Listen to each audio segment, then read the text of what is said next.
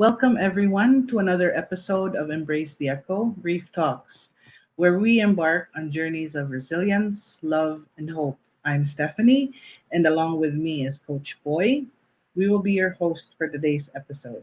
Hi, at the Steph. So today we have a particularly moving story to share, one that really speaks to the complexities of life, loss, and the enduring strength of the human spirit. Before we dive into that and introduce our guest for today, let me just invite everybody for the Step Forward Purple Hearts Grief Support Group. We are here to walk alongside with you every step of the way. So please join us every third Friday of the month at 9 a.m. Manila time each month for a safe space to share, heal, and find solace.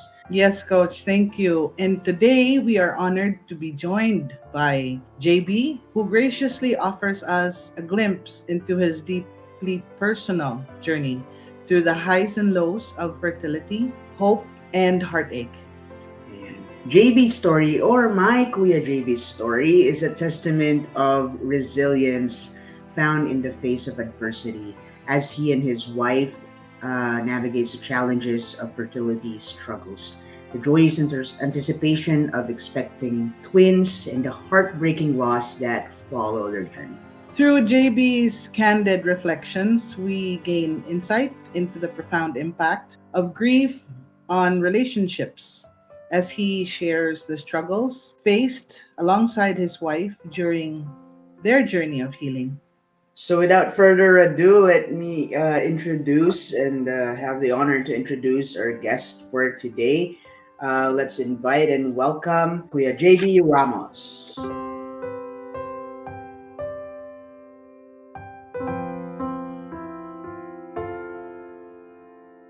Thank you for having me. It's an honor to share my side of the story with you both and to all who's watching and listening today.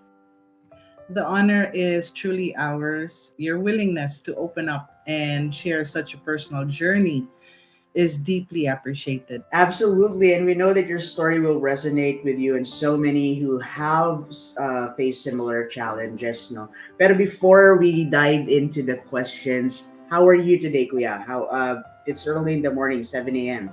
I got my coffee. I'm ready to share my story. Nice. So let's Nice. go and dive in and explore your journey together right here and Embrace the Echo Grief Talks. Yeah, so JB, the first question we have for you is if you could share a glimpse of how you and Shay met and when was the time that you decided to spend your lifetime together? Wow, we met about 14 years ago. And we met through mutual friends. We were going through difficult breakups at that time. So it took us a while to actually meet in person and even speak on the phone. Um, but it was about months until we finally decided to speak on the phone because of our experiences with our past relationships. But things progressed, and we started to like spend time with each other. But it wasn't until 5, 6 years into the relationship that we decided to step further into the relationship and decided to get married. So yeah, it took us a while to actually make that leap and commit and get married. Thank you for sharing that. No, I just have a follow up question. So, what made you decide to like get married? Kasi di ba, a lot of couples they just they're content, no marriage, no wedding, and everything like that. So, what made you decide, and what was the process that you had to undergo in order for you to like decide, okay, tara, let's get married. I guess because for me, it took me a while to actually decide to get married. Having past relationships where it never worked out, and for me to heal from those relationships and to find myself was something that I needed to do before I decided to um, get married to anyone. I wanted to make sure that although we never know when we're going to be ready or if we'll ever find the one, um, but for me, with Shay, it wasn't something that I felt I had to work hard for. It just flowed naturally, and the progression in our relationship, it was very, it felt like home to me. She felt like home to me. Aw, that's sweet. So, Shay, kung nakikinig ka, yan, that's for you. Um, when was the time that you and Shay decided to try having children, and what does your ideal family look? It was about a few years after, about a year or so after we got married, that we decided to, try to have children. And I guess for me, um, my ideal family would be, at that time it was different.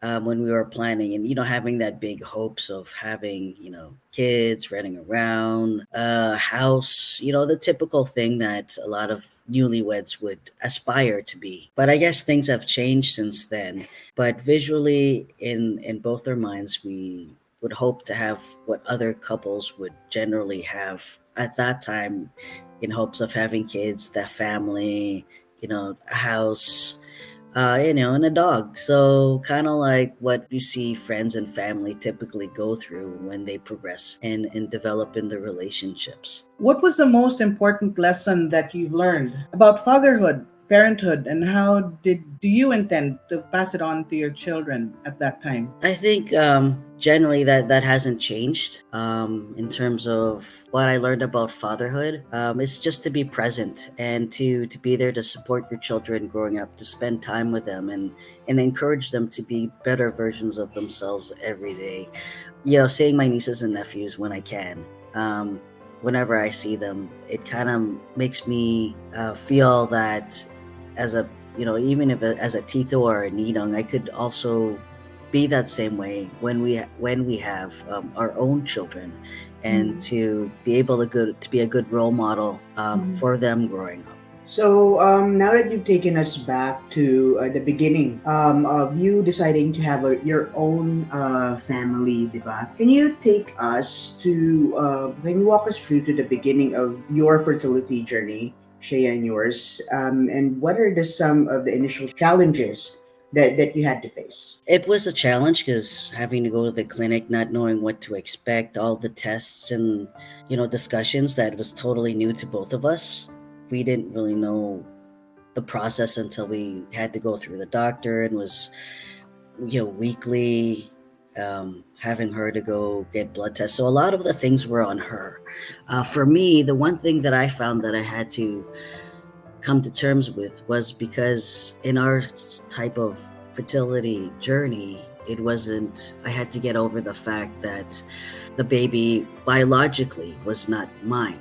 So emotionally, mentally, that put a certain roadblock for me to be able to accept. But regardless of that, I learned to go through that and process things, that because although the baby would not be biologically mine, all of the love and caring and a parenthood would come from both of us, regardless whether or not the child would be biologically mine or not. I guess from having to go through a lot of the things that I had to internalize with being, a trans guy, that was one thing that I had to get through for my way to be able to face life as a parent. So when you were going through this, were there a lot of like back and forths, and what did you have to do to get over that? A lot of self-reflection and discussions with her. She's been very understanding of the challenge that I had to deal with, in acceptance. Like I said earlier, feeling like home with her. She never made me felt uncomfortable with who I was in my entirety. So to be a parent, regardless if biologically the child was not mine, the kid was ours together. Yeah, thank you for that. That's beautiful. The anticipation of expecting twins must have been incredibly exciting. But Mm. yeah, listening and hearing to what you were just sharing, could you also share with us how it was, and how you felt when you first found out about the pregnancy? Oh wow. After so many times of having, the process was challenging, and a few times it didn't go through, but the time that it did, and we got the news. She picked me up at the subway. She just sat there. She just came from the doctor's appointment for the blood work. She just sat there, and I was like, "Are you okay? What's going on?" So we had no idea what was going on. And then she told me that we're having twins. I just sat there. I'm like, "Are you serious?" But we're like, "How are we gonna do this?" So a thousand things ran through both of our minds. But at that moment, time kind of stood still, seeing things moving fast forward, but try to remember to be present. It was like, okay, how are we gonna do this? It's it's gonna be a challenge. We got to split ourselves in half, so we'll figure it out. But the anticipation of having two little ones running around was very exciting. It's like a lot of other couples be, holy smoke, we thought we'd get one, but we got two. So yeah, it was a very exciting but nervous time because we had a lot of things going on through our head of how we could be very supportive parents to both of them growing up and how to balance time. So a lot of those things were going through my mind, and I'm sure probably hers. So thank you for answering that. Just a follow up though.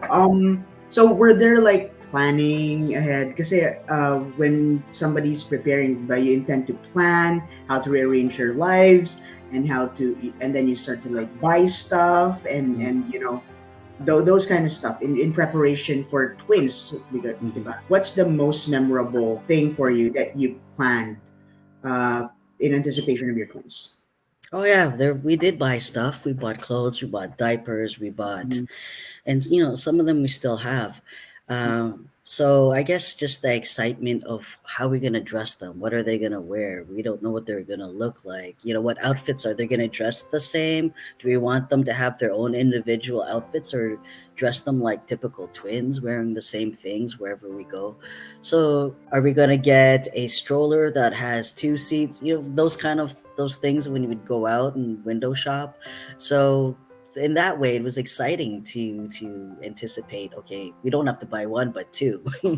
So yes, I think that was one of the most fun parts. And one thing I was thinking of that really got me excited was a running stroller, for parents to like be able to take their kids out for jogs. I like running and jogging, so one thing I was like, we have to get is a stroller that would have those those tires that you get when um, they look like bicycle tires. For Have you seen those strollers that runners use running around? Yeah, so I think I wanted to invest in those, but they're pretty expensive. But I think that would have been the purchase I would have been excited to get, would be the stroller. That would have been cool. Yeah. Um, During Shay's interview, she shared the story of what happened. No. So the unexpected hospitalization of your wife must have been a devastating turn of events. Because you were so excited and you were preparing and everything like that. Can you walk us through what happened as long as you could remember? Because what happened to Shay could be like that's her experience, and you definitely experienced this whole thing differently. It happened at night. We were sleeping in the middle of the night. She woke up and said, I think my water just broke. So she rushed to the bathroom. I was half asleep, and then I woke up and I just saw a trail of water leading to the bathroom, and I totally just woke up right then and there. Um, I was trying to remain calm because I know that was not a good thing to happen. And she was probably in shock too because she was in the bathroom when this was happening. So I was trying to pack some stuff. I go, I gotta take you to the hospital right now. And this was during COVID. So that alone put a lot of stress during the pregnancy and with everything that was going on. So when her water broke, I had to try to think clear as best as I could at that moment, not expecting a lot of this. You don't really expect this to happen, hoping that the pregnancy would run smoothly like everyone else, typically everyone else's. I got our bags ready. We rushed to the hospital, and during that time, it was a while for people to get in and be seen because COVID, they had to do the COVID test and line up in the ER. So we were waiting quite a while once we got there. And when we were there waiting, it took her a while to get a room. even to be admitted, to be seen. Try to help calm her down and be present for her was something that was a bit challenging, but I knew that she needed me and I needed to be here for both of us. So that was then, and it didn't, I think it didn't take until that about 10 hours later until she finally got a room. I'm not sure. Time just kind of stood still, just like in anything that's pretty traumatic. So she was lying there, and by the time the doctor came, he couldn't find a heartbeat. But he found that the other twin did. She finally got admitted after almost a day, and I called her sister and her mom, told them what happened. So her sister came and was there to support because we had Coco. So I had to go home and make sure that he was taken care of as well. So a lot of things were going on and trying to balance the pandemic and people being allowed to be in and out of the hospital. They limited that as well. So it didn't go as smoothly as it typically would to be seen. Mind you, hospitals now still are pretty bad, but that first night was a challenge in itself, more of a blur, but because things just seemed to stand still. When did you start to somewhat, when did it start to sink in what's really happening? That night when the doctor told us there was no heartbeat, they couldn't find a heartbeat in one of the babies. That's when I was like, okay, this is real. Not a nightmare that I just woke up from. You have to step it up now and be strong. And be strong. And holding and being strong, Mhm. diba? It's hard to hide, Mhm. right? Like the typical person, or let's say a typical Filipino, right? No Mhm. matter where they were born, would always have that talent to suppress that. Were there any moments that you wanted it to let out? Not really.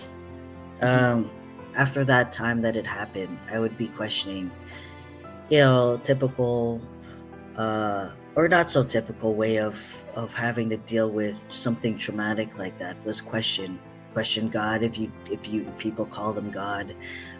Why is this happening? Other people have other easier ways of tending to have pregnancies, but a lot of close family and friends of mine have also went through challenges like this, but not so later in their pregnancies. So for me to go through that and having the space to be able to accept what was going on at that moment was definitely a challenge for me. Thank you for sharing that. Losing your twins in the second trimester is an unimaginable loss. How did you navigate the immediate aftermath of your grief? It was kind of difficult to deal with the immediate after, um, with the grief, because Shay was going through it 1,000 times fold. Her presence wasn't really there, although she was physically. But I had to pick it up, being the partner, husband. In terms of paying the bills, she was off work for over a year, so I had to pick up security work aside from my other job, and this was during COVID. So trying to find work at that time was really stressful. Um, the kind of work in security helped with the extra bills. So I guess it would be a form of slight distraction, but also having that responsibility that needed to be met to be able to provide as a partner. And for me to be doing that put things in perspective of having to be the one holding the container for both of us. Um, for me to deal with my immediate grief, I found that my therapy was my Arnis practice. Having that community was also something that has always helped guide me through difficult challenges in my life, that I've been through for a long time. A lot of people don't seem to understand that my martial arts training, although people think it's just physical, helped me be present and more grounded, and was my form of therapy. It was my way of my different community. To be able to talk to people, although they all have their own different experiences, the community, the physical activity, A lot of it was going on through COVID, but during that time things were starting to open up in Toronto. So having that one-on-one interactions helped a lot. I like to backtrack a little bit on that. We understand that there are two separate events. When each of the twins came out, both were stillborn, and Shay has gone septic. Mhm. Right? Tell us, like, what was that like for you? Wow. When we lost Geo, that was pretty much quite stressful. Her mom was there for both of the births. I couldn't do it alone. Quite stressful to see your wife go through that and knowing how both babies were being born, stillborn. We needed her mom there to support her and support me because I know that it also meant a lot to Shay's mom to be there for her grandkids. My mom wanted to be there too, but during COVID, we couldn't allow that. Both joy and grief at the same time. Shay having gave birth to Geo. He was tiny and I was kind of not ready to see him when he was born, to get that in my mind that Gio was being born stillborn and very early. So it wasn't until about a month or so after she got out of the hospital that I was ready to see a picture of him. I couldn't see him when he was born. I think it was just too much for me to handle at that time. But when Josh was born, it was a month after, and I was going there in and out of the hospital almost every day to drop off food because, as you know, hospital food is horrible. Uh, and there's no nourishment, and I wanted to make sure that she got the proper food while being in the hospital during that time because physically and emotionally it was really stressful. And at least that I could be a good partner by giving proper sustenance, um, that she could eat. So the time that we found out that the placenta was still stuck there was when Josh was born. They said the placenta didn't come out, so it was just there, and we had to try to put into terms. Okay, how come this placenta didn't come out when they're two separate sacs? It doesn't make sense. Shouldn't it come out when the baby was born? But it didn't. So it was just there with Josh. So when we found out that our body was starting to reject the placenta, it took a while for us to fully, in our minds, understanding, accept that was going on because we were trying so hard, fighting for the other little guy to stick around. But when Shay got into septic shock about a month after our fight, the reality was it was hitting us both because the nurses and doctors would be there almost every day taking her blood pressure, taking blood work. It was a lot on Shay physically for me to see that. And I couldn't do anything to help her. So I felt very vulnerable that I couldn't help as best as I could, but to be there physically and give her food was something that I knew I could help her. When we found out that her body was rejecting it, it kind of was very stressful. I was like, okay, I got to call my mother-in-law, tell her what was going on. Uh, I need you to come here right now because the doctors were saying, my, it is your body's way of fighting the infection.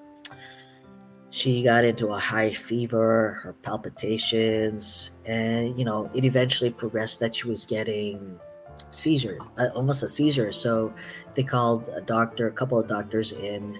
They also, one of the nurses that came in that was there, she was very supportive. So that really helped when things were getting very stressful. And then I think the one thing, finally her mom came there in the middle of the night.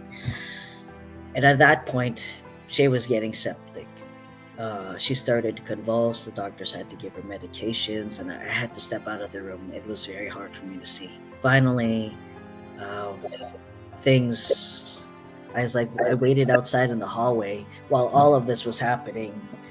the doctor, her mom's like, you just better step outside of the door because I might faint. Then they'll have to deal with me as a patient on the ground, and I don't think that would help at all. So I just waited outside until they called me back in when everything was out. Everything was went through. So Shay's mom came and got me in the hallway once Joshua was born, and I saw the doctor. The doctor just gave me the biggest hug. She's such a great doctor. When I saw Shay there and I saw Josh there, I think I just broke down because the little guy was fully formed, and to see that he just couldn't survive was totally heartbreaking. Were there times that you felt like shutting down? And how did you manage that? Um, Actually, I had that question in my mind after everything happened, and she got out. She got out of the hospital. How am I going to process this? How am I going to cope with this? In the past, growing up, when I would go through traumatic experiences, I resorted to drinking, to numbing how I felt. But something told me, don't go that way. You need to step it up. You've dealt with a lot of harder things in your life, as well as this challenge that would help both of you, and not only yourself, be a stronger person after that. So I questioned a lot of my faith. I always do. What's there after this life? Why are we faced with these challenges? Have I not been a good person? Regretting things that I've done in the past, but knowing that I could be a better person moving forward. And this was one of the life experiences that put it out there, that how can I be a better spouse? How can I be better parent in the future when or if that time comes?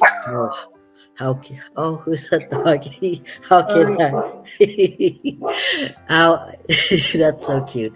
Even the dog's like, yeah, you can do it. So giving up was not an option. We just have to learn to walk through and be strong and be able to be present. And every day that this was we were going through this, I had to learn to be present and be in that moment. Although it was painful, but I knew that there was no other way for me to be able to work through a relationship and get through. So, what are the strategies that help you stay present? Like I was saying, yeah, I always relate to my martial arts training because that's been a long time thing for me, and that helped me get through a lot of things. Martial arts for me was and is something that goes beyond just physical movement.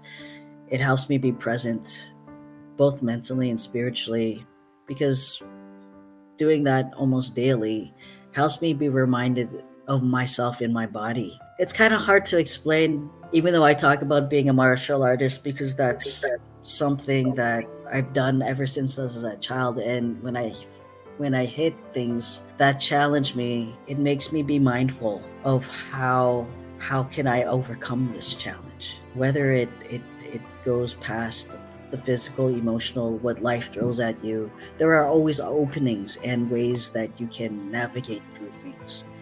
I also tended to find that I did a lot of walks and going to the gym to do a lot of physical release. In the past, I would not do a lot of those things before I got reconnected to the martial arts. Like I was saying, my outlet would have been through alcohol, through having bad choices in the past. I guess, like I was saying, also especially learn to be present with every moment. It was something that took time to learn to do. And with this challenge that and life change, it reiterated just how much I needed to be here.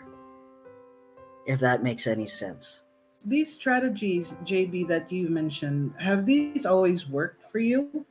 I would say most of the time.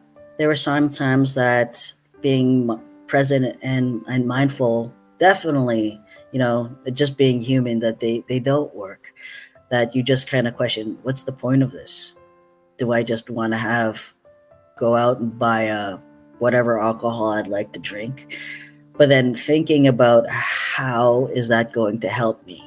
It might help temporarily, but in the long term, it wouldn't. So that's why I believe that I just couldn't fall back into that same pattern, in having to cope with the losses that Shay and I had to go through.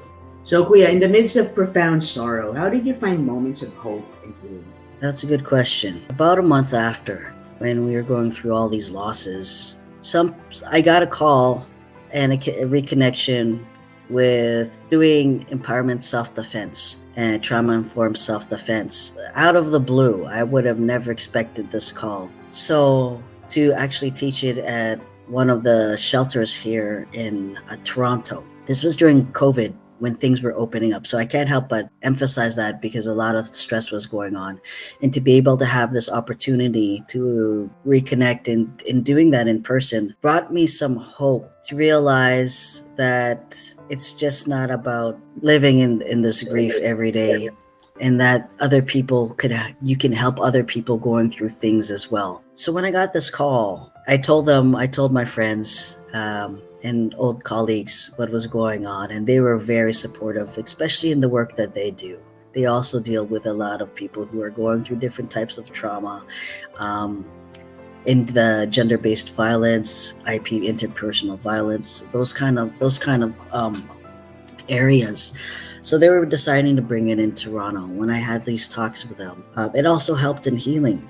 And this opportunity that they brought up for me was something that brought light back into my life. Although I was teaching online and some in person Filipino martial arts, but to be able to extend and bring back trauma informed self defense training to populations that I knew needed it during a very difficult time in society was something that was very meaningful for me at that moment. So the time that came, we were planning and prepping for this training to happen in Toronto. It was very helpful to be doing that because when we were doing the check-ins within the round, I saw that other people there were struggling as well with their own issues, their own trauma, and for me to give them some hope and help heal them with their own types of grief brought me a different perspective to how things were going on with me.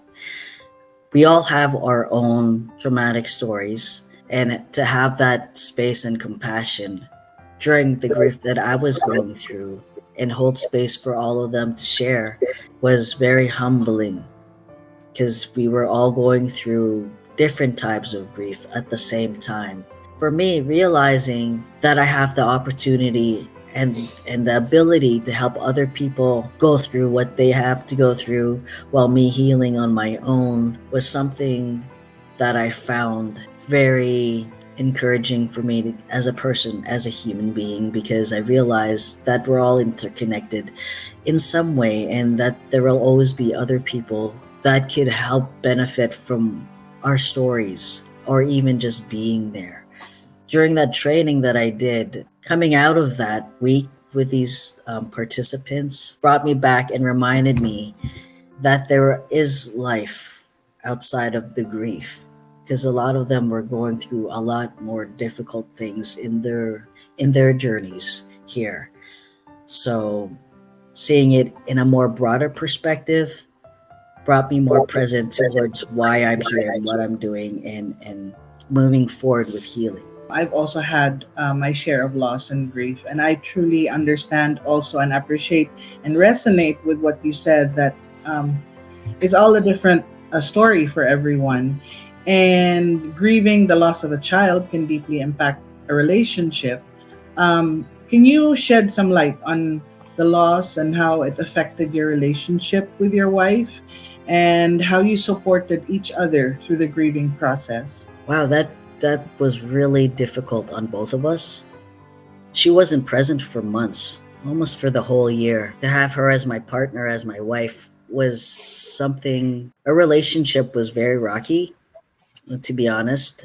And I knew that was going to happen. It was such a profound loss on her and for me, and our visualization of the future. I just tried to have faith that things would work out, that she'd find herself again, because that was a journey that I knew she had to go on with herself to heal herself.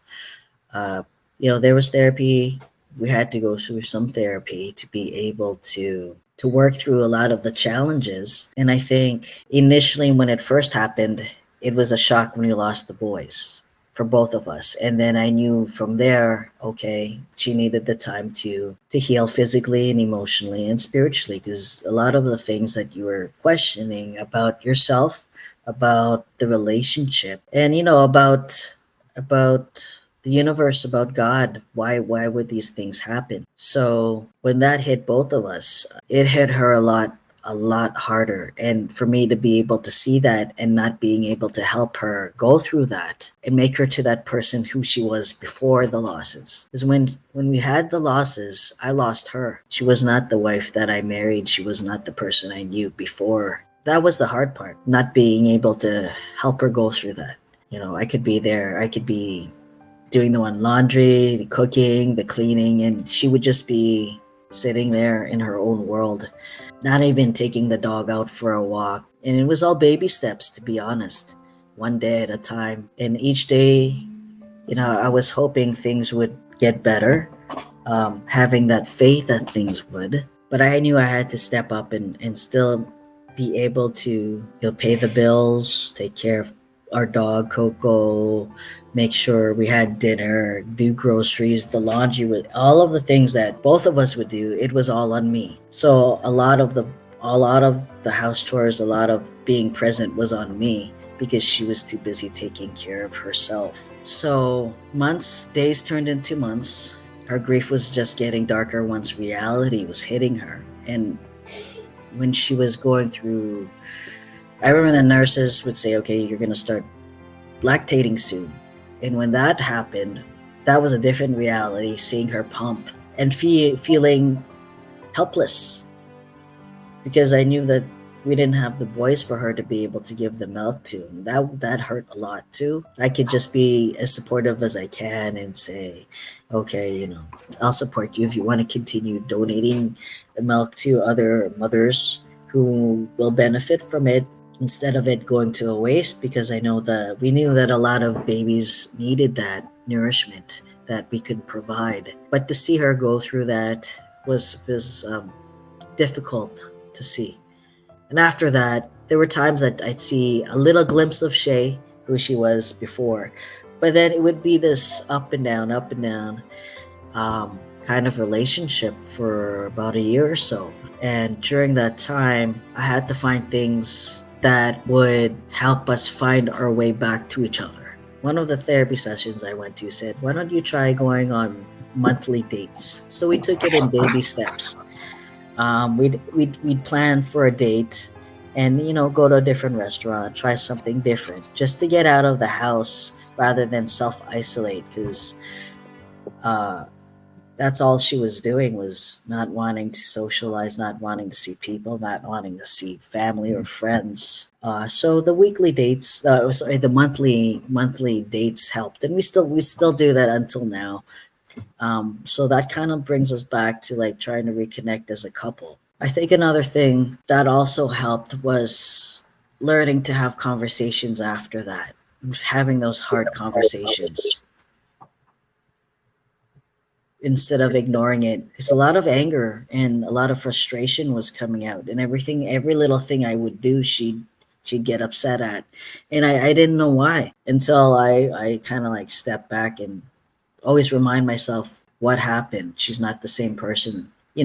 Anything like this, any life change will change a person. And it definitely changed our relationship. So with this challenge and losses that we had went through, it would either make or break up a couple. And I knew a few couples that broke up because of this, because of losses that hit their relationship. And there was a point of time we questioned whether or not we wanted to be together after that. It put a lot of stress on both of us. The pressures of having or wanting to have children, the dreams were kind of shattered after that. And how are we going to step forward? Do we want to step forward or step away? We just put our running shoes on, like, okay, we're going to try this together, see one day at a time. Are we going to make this work out? And things changed, And as each month went by, things kind of got better. But it wasn't until she met all of you that things helped her out, becoming more present with herself, and that it helped also our relationship. So thank you. You're welcome, and it's my pleasure, and I am really glad. For those of you that don't know, Shay and JB, they're my two of my closest friends. I'm so happy that you decided to be together. Were there moments that you weren't so understanding or you refused to be understanding? Yes, when she would get so upset at any little thing, and I would just get so frustrated. It was that frustration that she wasn't seeing me, that she wasn't hearing me, that I was doing the best that I could, but it was never good enough, that I was just getting fed up. I wanted to throw in the towel. I'm like, okay, am I not working 3 jobs? Am I not doing the laundry? Am I not cooking? Am I not taking care of Coco? And all of these responsibilities were thrown on me. And because of that, it put a lot of pressure on me. So when I couldn't deal with it, or when things started to escalate, I was like, oh, I just want to throw in the towel and give up, but I know I'm not.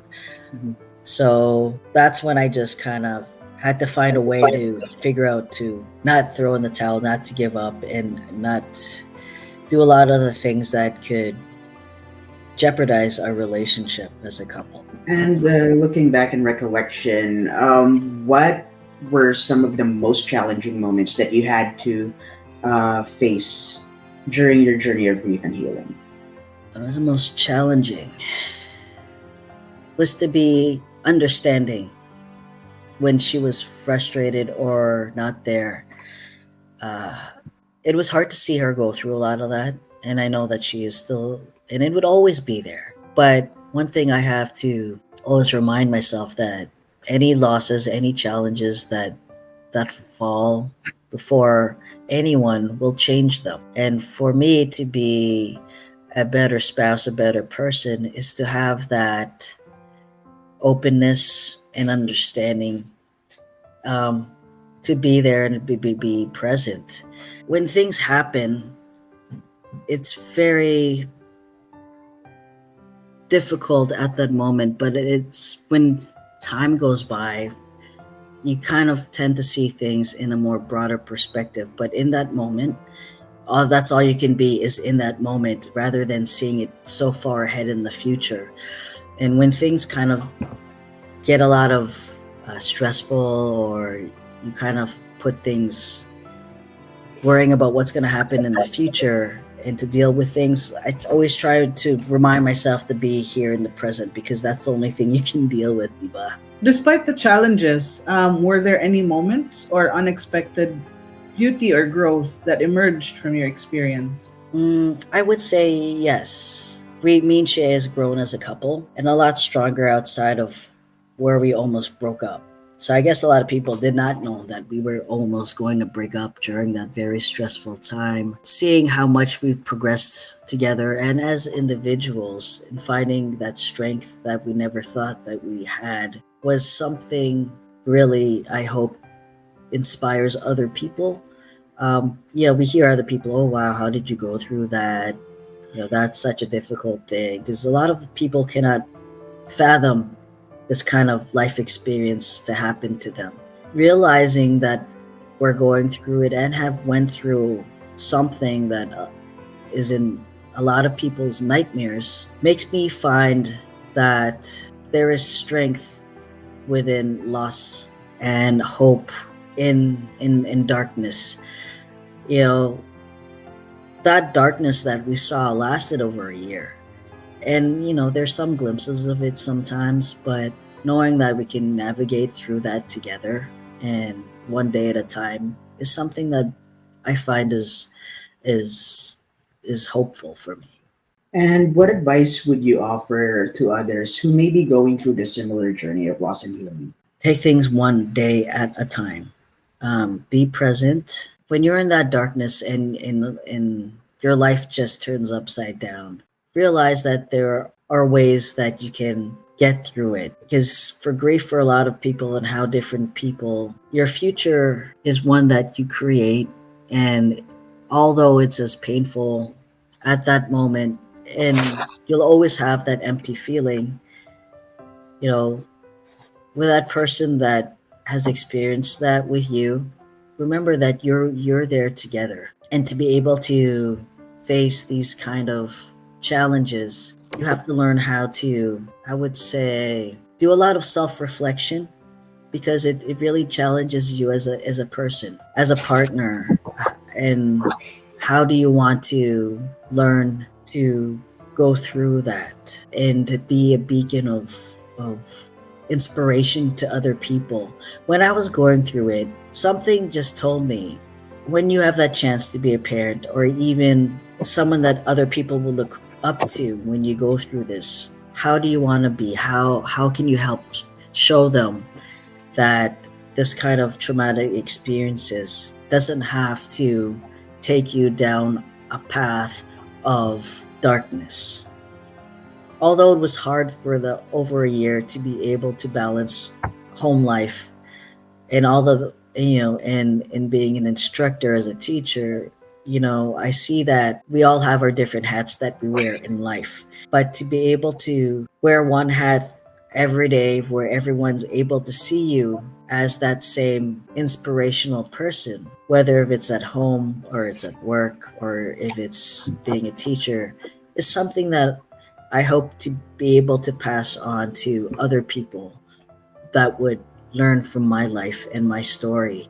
Sharing my story, whether it's with family, friends, or if I'm doing talks or whatever, I hope that my life experience would make a change for this generation and future generations to come. Life in itself is very difficult to navigate, but to be able to see that other people could learn from you was something that gave me hope. Finally, JB, as you reflect on your journey, what gives you hope for the future? I would say the next generation, whether we do have kids in the future or not, and being able to share our story in this platform is something that gives me hope. For people that are open to listening and learning gives me hope. Being able to share our stories with people who feel that they're alone gives me hope, because those people who feel that they're alone in their grief, this platform helps me let them know that they're not alone. And there are a lot of other people in the world going through very similar but different experiences. Well, when we are able to share these experiences, people who are listening and the next generation can realize that there are other people out there that will be there to help support and help them heal.